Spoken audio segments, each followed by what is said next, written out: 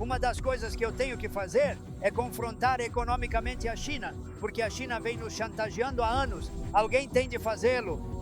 Eu sou o escolhido.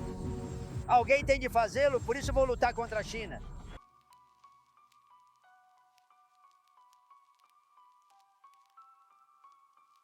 Eles estão a fazer o nosso negócio, estão a tirar-nos o nosso emprego, estão a fazer o nosso...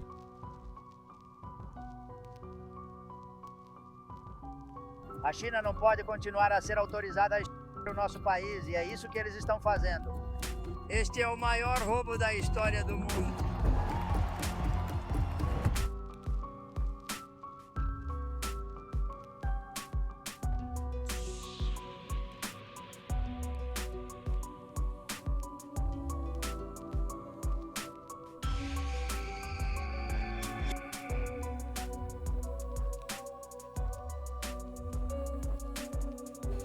A China encontrou um modelo melhor do que os Estados Unidos, pelo menos é o que muitos dizem. E nesse vídeo eu quero explanar um pouco a respeito desse assunto, para que a gente possa chegar a uma conclusão que seja viável, que bata com a realidade. Essa é uma análise que eu vou fazer comparativa entre as duas nações. A gente vai pegar tanto o que é a situação atual agora, como que a gente vê essa tensão. Aí eu chamo até mesmo de uma moderna armadilha de Thucydides. A gente vai ver melhor do que é isso. Como que a China se tornou o que é hoje, como que os Estados Unidos se tornou o que é hoje, como que está ocorrendo essa guerra entre Trump e Xi Jinping, que é praticamente uma nova Guerra Fria, e vamos chegar à conclusão de quem vai ganhar essa corrida. Eu me chamo Douglas Feijó, sou consultor de investimentos, analista econômico, não por formação, não sou economista de formação, mas sou economista de estudo. E também gostaria aqui que você deixasse a sua curtida se você gosta desse tema, se você acha que esse tema proposto vai levar você a compreender melhor o assunto. Depois, caso você não concorde com alguma conclusão minha, pode tirar a curtida. Deixa um comentário também a respeito de qualquer dúvida que você tiver, qualquer discordância. A gente vai chegar aqui a alguma conclusão, e por conta disso eu sei que podem ter pessoas, principalmente mais favoráveis à China ou até mesmo mais favoráveis a algum modelo, que podem não discordar não concordar com algumas coisas que eu vou falar. Dito isso, vamos lá, sem mais delongas. Eu quero apresentar aqui o que é a armadilha de Thucydides. E Thucydides era um escritor ali antigo que escreveu a respeito de Atenas e Esparta. E Atenas e Esparta é bem conhecido por uma guerra bem marcante para a história. E essa guerra ocorreu por conta de uma tensão. Atenas como uma potência estabelecida naquela época e Esparta como uma potência ascendente. Então, houve ali um medo da parte da potência já estabelecida. Basicamente, o que a gente vai fazer aqui é aplicar o que está acontecendo hoje a este modelo, a isso que aconteceu, que a gente costuma agora chamar de armadilha de Thucydides, graças a Graham Allison, que foi a pessoa que lembrou disso ao escrever da tensão entre Estados Unidos e China.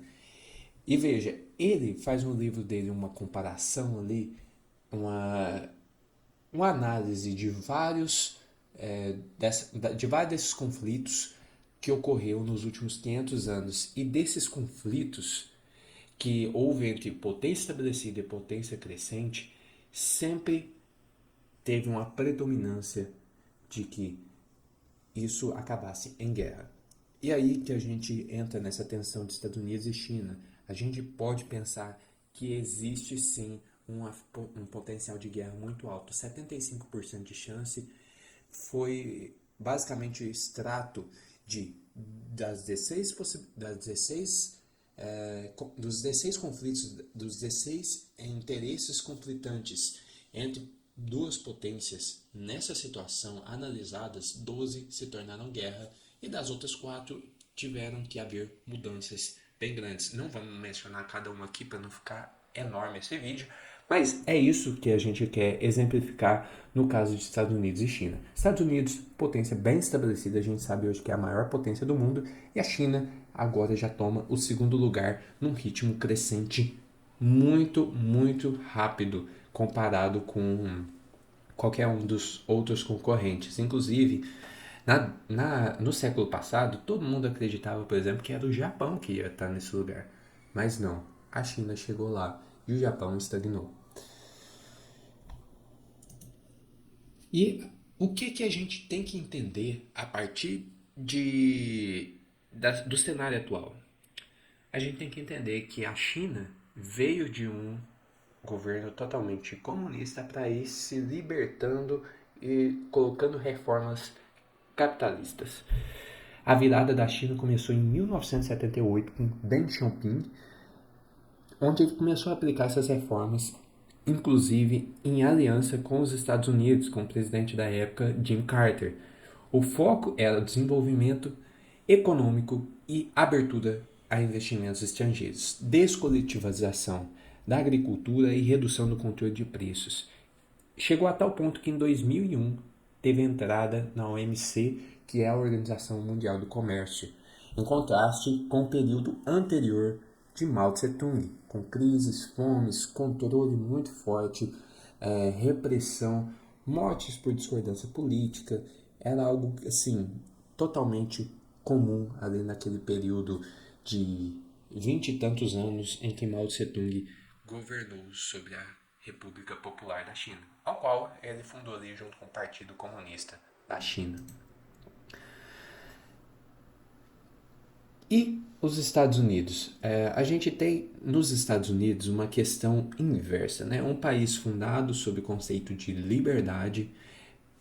A gente pode até colocar críticas, inconsistências ali sobre esse conceito e a aplicação das leis em certo período. Talvez até muitos períodos a gente tenha ali pessoas que podem criticar um país da liberdade, mas tem isso, tem aquilo. Não é o ponto, a gente está falando aqui de valores principais. Enquanto os Estados Unidos, enquanto a China, na verdade, saiu de um país altamente coletivista, com uma alta influência, inclusive marxista, até porque Mao Tse-tung, o Xi Jinping mesmo cresceu lendo esses livros e essas teorias, foi educada, foi doutrinada a respeito desses assuntos com uma mente totalmente coletivizante e também diminuindo a questão da responsabilidade individual e liberdade. Os EUA, os Estados Unidos, fizeram o contrário, né? Na sua fundação já prestigiaram muito essa tal da liberdade. E a partir desse momento a gente tem um princípio fundamental para esse país. O problema é que esse princípio fundamental, em muitos sentidos, foram se deteriorando com o tempo, né? A gente fala disso principalmente na economia, com a criação do Federal Reserve, que seria como se fosse o banco central deles, com o aumento do poder estatal.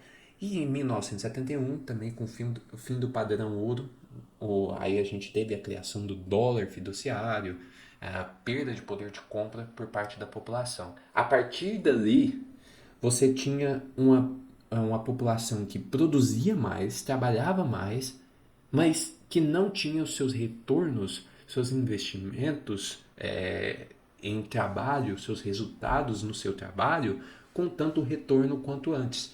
Você vê no período, no tempo, uma descorrelação entre o que a pessoa produz e o que a pessoa recebe. E isso acontece por um fator muito simples, de que essa riqueza foi transferida para aquelas pessoas que podiam fazer dívidas e que podiam tomar esse crédito, principalmente crédito barato, para os seus negócios particulares. Então ali a gente teve alguns até vão falar, né, de um agravamento do capitalismo, um capitalismo de Estado, onde aqueles amigos do rei conseguiam pegar empréstimos que eram subsidiados pela população. E por isso que isso aconteceu e a gente chega na dívida nacional de 36 trilhões, que inclusive pode ser jamais agora, desse momento aqui, justamente porque tem parte dessa. O mundo inteiro se tornou deficitário com dívida diante do FMI, diante de outros países, etc. Isso dá 123,3% do PIB. Pode estar ali alguma coisa já um pouco diferente, mas é aproximadamente isso da época que eu estudei, alguns dias atrás. E aí, como que vira a vida da população e por que isso tem a ver, né, com a liberdade? Esse custo para o cidadão vem via inflação, vem via impostos, e é uma retirada da liberdade individual de poder escolher o que fazer com o seu próprio dinheiro. Então, o cidadão, sem escolha nenhuma, ele é obrigado a financiar coisas que ele não concorda. E cada vez mais isso tem sido a regra e tem aumentado nos Estados Unidos. Enquanto isso, na China, isso foi diminuindo, porém nunca deixou de ter um controle estatal. Então a gente já vê um contraste. Enquanto a China saiu de um país altamente coletivista, diminuiu um pouco e foi se tornando mais comercial, mais amigável. Agora, os Estados Unidos, ele saiu de um país com alta liberdade e foi piorando essa liberdade até o ponto que a China consegue ser uma ameaça para os Estados Unidos em questão de hegemonia mundial.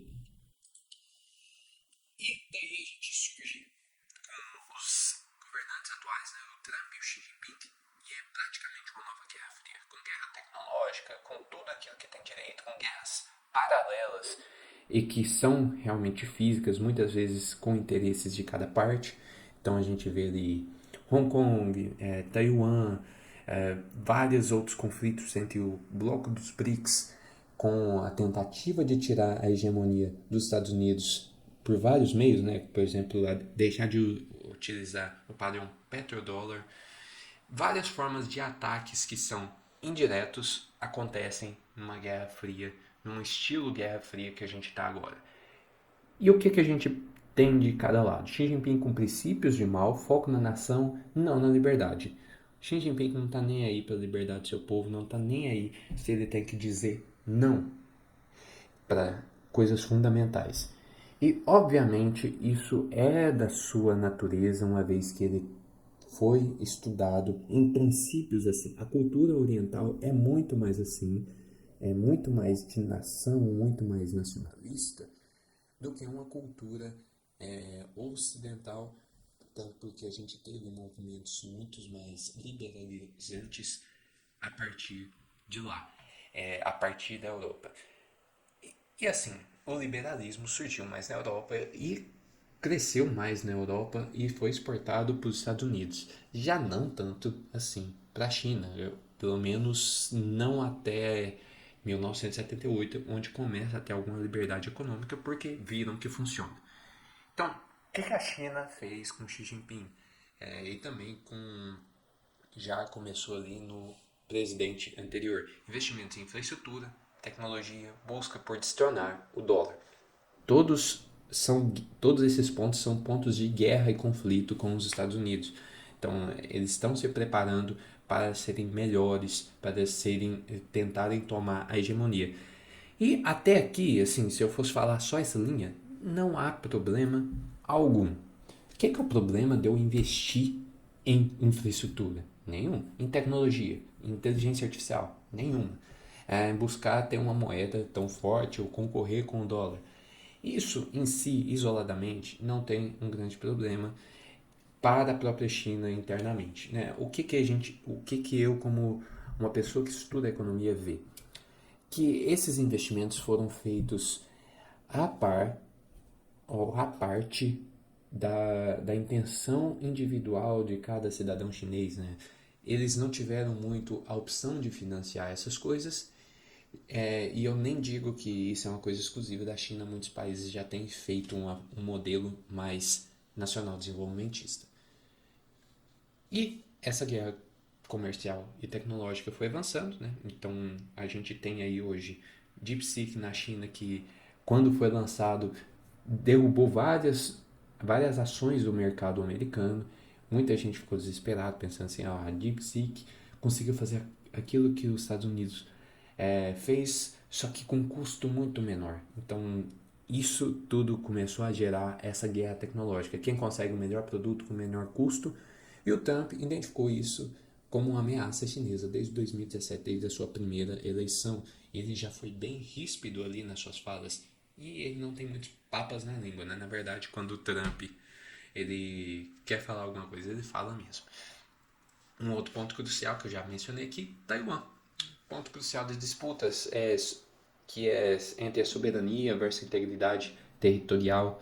A China fala que Taiwan é o território dela, Taiwan quer sua independência e é bem mais capitalista do que a própria China. Inclusive, se a gente for ver o crescimento de renda por pessoa per capita é muito maior nesse país do que na própria China. Só que a China consegue fazer volume diante de tanto de pessoas que tem lá. Por isso, até mesmo que a gente vê que é a segunda maior economia do mundo também, pensando no número de pessoas que tem lá. Isso não significa que não haja desigualdade, que não haja uma pobreza extrema. Coisa que muita gente também poderia criticar nos Estados Unidos. Então, não, a China não é tão essa maravilha. Agora, a gente vê muito do que é a propaganda chinesa também. Eu quero falar aqui do ponto de um ponto, por que eu mencionei Taiwan e por que é tão importante, só para vocês terem uma ideia. Parte dessa guerra tecnológica está em Taiwan por conta da TSMC, ou seja, a empresa de semicondutores, uma das maiores e mais essenciais para o mundo hoje. Então tem um interesse estratégico ali. Agora, indo mais na parte do que cada presidente, cada chefe de Estado fala, Xi Jinping ele critica a interferência dos Estados Unidos e busca uma nova ordem mundial onde os Estados Unidos não seja a hegemonia, né? É uma herança bem anti-imperialista, entre aspas, ou anti-americano da parte dos chineses. É uma coisa que eles têm bem internalizada. Agora, o Trump já acusa a China de práticas desleais, roubo de tecnologias, tarifa, e coloca a tarifa sobre esse país, né? Então, sobre a China. Qual que está certo? Não é o ponto aqui agora. Vamos lidar agora com a questão de quem vai ganhar essa corrida. Então, na minha opinião, a gente tem ali duas fundações totalmente opostas, né? A fundação da China, como a gente conhece hoje, praticamente vindo de uma revolução comunista,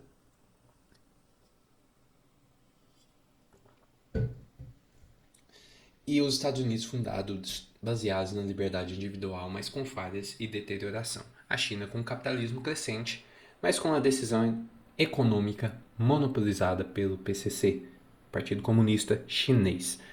O capitalismo por si não resolve tudo. E eu quero deixar bem claro aqui. Eu gosto do capitalismo, eu sou contra o capitalismo é mal, etc. Não tem muito o que dizer a respeito, porque o capitalismo não é exatamente a decisão. Se você deixar as pessoas por si mesmo resolverem as coisas, elas vão fazer trocas, elas vão acumular capital, elas vão fazer com que o capitalismo surja. Agora, se você suprimir o capitalismo, você vai ter distorções econômicas fortes. Eu não quero nem dizer que o capitalismo em si, se você deixar ele totalmente livre para ser, não haja ainda problemas para ser resolvidos no mundo. Sim, eu acredito que o capitalismo deve ser limitado tão somente só pela a moralidade humana. E aqui eu quero até comentar alguns pontos mais específicos para vocês. Por que esse modelo chinês é tão errado? Esse modelo chinês é errado porque, primeiro, ele usa um sistema de espólio legal como base. E eu não estou nem dizendo que os Estados Unidos não usam isso. Agora, o que eu quero falar é que a fundamentação da lei chinesa ela é totalmente com propósitos fora do que deveria ser o propósito da lei. Boa parte dessas ideias eu tiro aqui do livro A Lei, do Frederick Bastiat, que é um economista que fundamenta o seguinte: o ser humano, ele é um ser humano criado por Deus com seus direitos, principalmente a vida e a propriedade privada. Não tem como a gente fugir disso. Se você não tem esses direitos básicos, você não pode exercer o seu próprio arbítrio sobre a realidade. Então, a lei ela veio como proteção disso. Se você não tem a vida protegida e se você não tem a propriedade privada protegida, ou seja, aquilo que é seu não é protegido, você acaba perdendo isso que é o essencial da sua natureza. Talvez fique um pouco complicado, mas em outras palavras, o ser humano tem um dever, você tem um dever moral de salvar ou de preservar a vida do próximo. Você não tem o direito de ir lá e assassinar, de ir lá e roubar o que é do outro, independente do seu propósito. E isso tem que ser independente do seu propósito. Agora, o que esses governos fazem, principalmente a China como base disso? Como ela é voltada para uma nação forte, um propósito nacional, você suprime o direito individual. E aí, por isso que eu falei espólio legalizado. O espólio é nada mais do que o roubo. E o Frederic Bastiat tem uma citação bem interessante a respeito disso. A lei perverteu-se por influência de duas causas bem diferentes: a ambição estúpida e a falsa filantropia. E não tenho dúvidas nenhuma de que esse é o caso de muitas das nossas culturas, nossos países influenciados justamente por medidas socialistas. Olhando ali pelo aspecto nacional, com essa filantropia vendida, você tira o direito individual, inclusive surrupiando, né? Ou seja, de maneira bem sutil, as liberdades e o capital das pessoas que trabalham e que mereceriam esse valor. Você também tem um conceito bem interessante. A China está crescendo bastante e ela não usou esse modelo neoliberal. E o Baixa também traz algo bem relevante a respeito desse assunto, que é: você tem aquilo que a gente vê, e aquilo que a gente não vê. Quando você tem uma interferência estatal, você tira de um setor, de um lugar, e coloca em outro. Você foca em um lugar. Mas o que muita gente fala é que a China colocou no lugar certo. O problema é que a gente não vê o que ela poderia ter feito, deixando as coisas correrem mais naturalmente, mais livremente. A primeira coisa, dá sim para ver altos problemas no que ela fez. Quando ela investiu, por exemplo, em infraestrutura, várias cidades fantasmas foram criadas sem pessoas para poder morar ou para poder investir. Muito dinheiro foi jogado fora porque foi desperdiçado, foi mal alocado. E essa é uma tese bem central dos economistas austríacos. Não dá para uma nação tão grande, com tão poucos líderes e com uma população tão grande, tomar uma decisão por cada indivíduo. Essas ações dos indivíduos, na verdade, seriam melhores do que a ação desse grande líder. Ah, mas a China cresceu e quase passou os Estados Unidos com essa receita. O que poderia ter feito? Se a coisa tivesse livre, às vezes poderíamos ter um país ainda mais desenvolvido. Mas vamos supor que isso é uma hipótese descartada. Quem diria que o dinheiro investido de uma forma mais livre não traria uma felicidade, uma satisfação melhor do povo chinês, mesmo que ele não se tornasse um país tão hegemônico assim? Porque o que a gente vê, e é uma coisa que muitos socialistas, pessoas de esquerda, criticam nos Estados Unidos, é que há uma desigualdade entre os mais ricos e os mais pobres.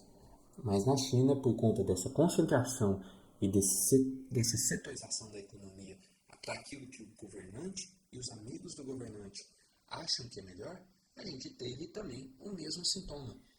Um sintoma de os mais ricos, muito ricos, às vezes com indústrias milionárias, e assim, principalmente as pessoas do partido, e os pobres muitas vezes passando fome. Então, não diria que essa situação de diferença tão abrupta entre os mais ricos e mais pobres seja um efeito do capitalismo. Talvez, e eu diria assim, com até mais ousadia, certamente isso tem muito dedo de interferência estatal em muitos países, inclusive no Brasil. Por que que a gente tem uma diferença entre os mais ricos e os mais pobres de forma tão grande? Porque o Estado favorece os mais ricos. E não é porque o capitalismo é totalmente livre. Não temos um sistema liberal onde o Estado tem suas limitações, tem leis que o limitam, não pode fazer tudo que quer, e o cidadão, ele tem assim suas liberdades garantidas.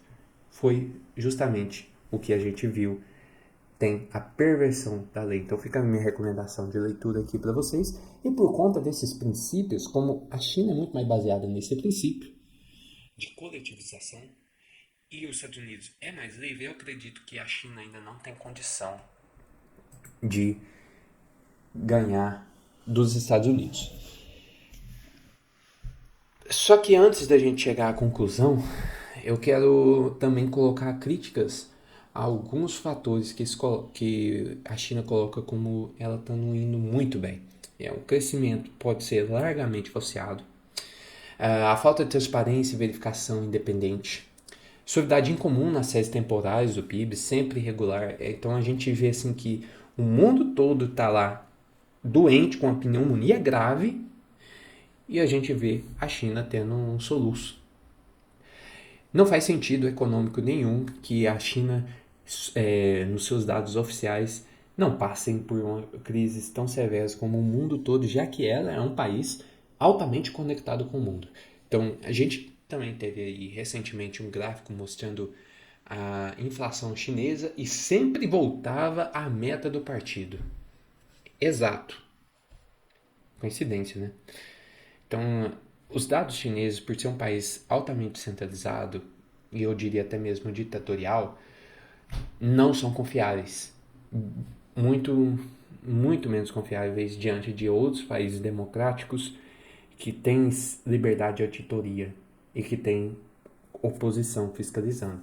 Lá não há tanto esse direito de uma oposição ao plano chinês.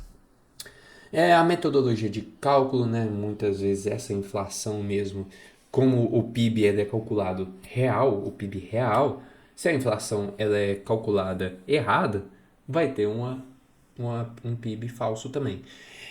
E o dirigismo centralizado também, né? Que eu já falei, o espólio legalizado, má alocação crônica de recursos, cidades fantasmas, bilhões de desperdício, supressão de liberdade individual, empreendedorismo.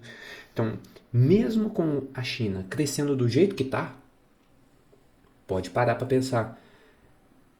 Vai olhar o gráfico de migração. A China perde milionários ano após ano e os Estados Unidos atrai milionários. A China, ela cerceia a liberdade de empreendedores. Muitas vezes toma controle daquilo que a empresa pode ou não fazer. A gente tem um exemplo da Didi Global e do Alibaba. Teve ali aquele caso bem emblemático do CEO da Alibaba que sumiu por vários, eu não lembro se era semanas ou se era meses, sumiu por muito tempo depois de ter criticado o governo. Então veja, você tem uma liberdade muito limitada na China, eles tentam te retribuir isso com um ganho econômico, mas ainda assim, a partir de certo patamar, o milionário ele não quer produzir na onde ele não tem liberdade. A liberdade para ele começa a custar, a valer mais. E a evidência é que o EUA atrai milionários e a China os repele, no geral. Minha conclusão, por isso, e por todos esses fatores, por tudo isso que a gente conversou, se você não concordou com algum ponto, me coloca aí nos comentários, por favor. O que dessa linha lógica que você pode pensar que a China vai passar os Estados Unidos? Só se os Estados Unidos piorar muito no seu sistema, na sua instituição. A China não tem um modelo melhor do que os Estados Unidos hoje. E por mais que esteja acontecendo essa deterioração por parte dos Estados Unidos e a China esteja se liberalizando, o núcleo chinês não vai liberalizar ao ponto de os Estados Unidos. Não vai. Você acha que o PCC, o Partido Comunista Chinês, vai abrir o mercado de uma forma tão ampla como nos Estados Unidos? Vai deixar de controlar a sua moeda? é uma coisa que hoje os economistas veem como pelo menos muito distantes, para dizer que não é uma possibilidade na mente do Xi Jinping.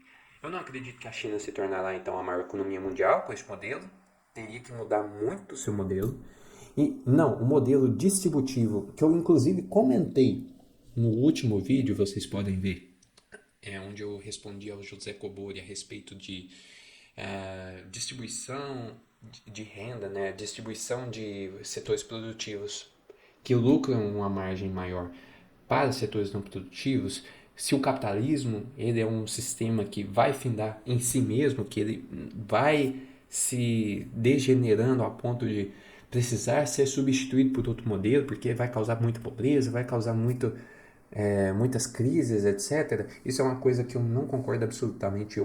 Eu falei lá naquele vídeo, vocês podem ver, não é por conta disso. Não vai acontecer. Eu tenho desafios, mas o seu oponente tem um modelo pior. Lembra assim, não estou passando pano. Os Estados Unidos têm feito coisas erradas, mas ainda é um dos países com maior liberdade do mundo, com população para crescer, ainda com taxa de natalidade saudável, coisa que a China agora está tentando reverter, porque teve a política do filho único que arrebentou a China. Se não fosse isso, talvez ela tivesse passado por um curto período de tempo. Talvez. Aí já entramos na especulação também. Agora, enquanto a gente tem essa conclusão, alguns ainda acreditam que a China pode resolver o problema do capitalismo. Meu ponto é, o capitalismo não é o problema. O problema é justamente esse dirigismo que os países tentam ter, o controle sobre a economia que eles tentam ter. E eu espero que nesse canal eu possa falar muito mais a respeito disso. E que também eu e vocês, principalmente vocês investidores, possam pensar: vale a pena eu investir no modelo chinês? Não estou nem falando para você desinvestir 100%, mas pensando em longo prazo, atitude racional, seu dinheiro é bem-vindo, ou seu dinheiro é bem-vindo enquanto servir aos propósitos do país. Ele não vê a liberdade sua, a China não vê a sua liberdade, a liberdade do empreendedor, como necessariamente um único caminho em direção à prosperidade da China. Então, isso é muito diferente da cultura americana, de culturas influenciadas pelo liberalismo, e por isso eu acredito assim que o liberalismo tem seus pontos fortes na tua teoria econômica. Não sou totalmente a favor da filosofia de base de tudo, mas veja, fundamentado em Deus, a gente consegue chegar aos direitos básicos e como defendê-los. E sem esse ponto de referência, não há como a gente desenvolver uma economia saudável para a nossa nação. Então, a minha conclusão é a seguinte: Estados Unidos vai se tornar maior, vai continuar maior e a China não vai passar. E se você gostou desse vídeo, lembra assim, se você não curtiu no começo, curta agora, compartilha para aquela pessoa que você acha que vai gostar desse conteúdo e até a próxima.